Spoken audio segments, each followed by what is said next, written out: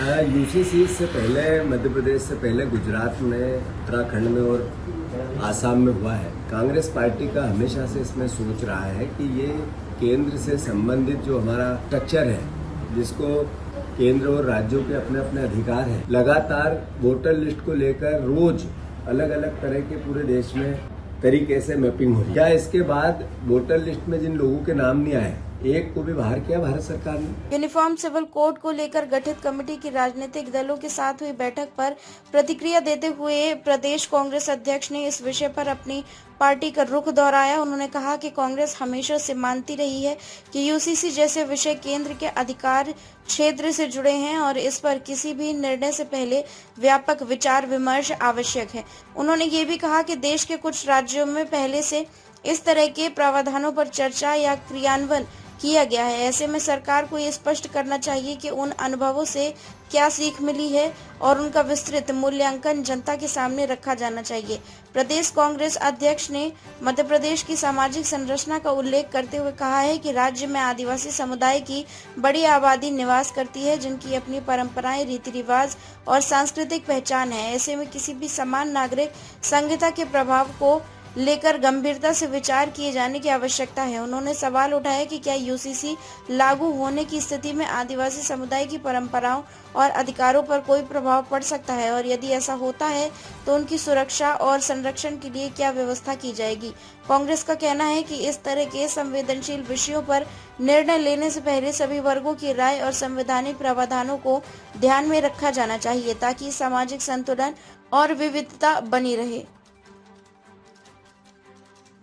UCC से पहले, मध्य प्रदेश से पहले गुजरात में, उत्तराखंड में और आसाम में हुआ है। कांग्रेस पार्टी का हमेशा से इसमें सोच रहा है कि ये केंद्र से संबंधित जो हमारा स्ट्रक्चर है, जिसको केंद्र और राज्यों के अपने अपने अधिकार हैं, उसके अंतर्गत ये केंद्र से अंतर्गत आने वाला विषय है।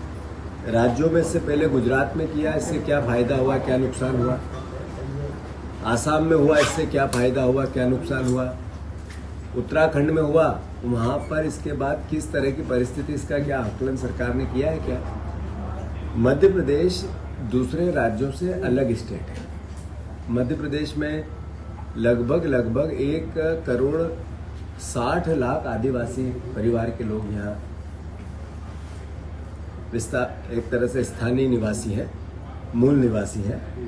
उनकी अपनी संस्कृति है, उनका अपना संस्कार है, उनकी अपनी परंपराएं हैं, उनकी अपनी सभ्यता है।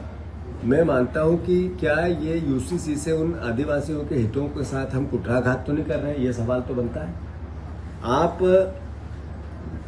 भारत में नरेंद्र मोदी जी अलग अलग संगुफे लाते हैं, देश को पूरे उसकी चर्चाओं में झोंक देते हैं, और जो काम उनको वास्तविकता में करने चाहिए देश की अर्थव्यवस्था के लिए, देश के रोजगार के लिए, यहाँ की आर्थिक स्थिति, लोगों के जीवन यापन या इनकी इनकम, लोगों की इनकम बढ़ाने के लिए, उस पर तो 0 सन्नाट है, कुछ नहीं है। देश त्राही कर रहा है, महंगाई से त्राही कर रहा है।